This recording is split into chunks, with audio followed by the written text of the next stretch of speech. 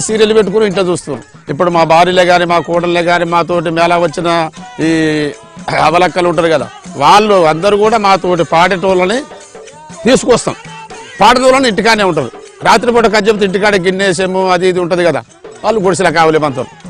మాతోటి పాడేటోళ్ళు మేము తీసుకొచ్చుకుంటే వాళ్ళు వెనకమర్రా మాకు శృతిలాగా పడతారు, మేము కథలాగా చెబుతాం.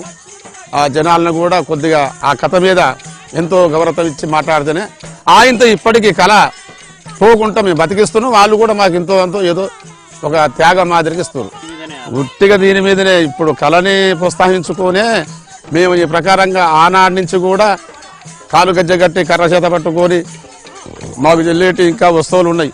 నపీర కానీ, జగ్గు కానీ, డోలు కానీ, దేవస్థం కానీ అవన్నీ పట్టుకొని అట్లా తిరుగుతాం.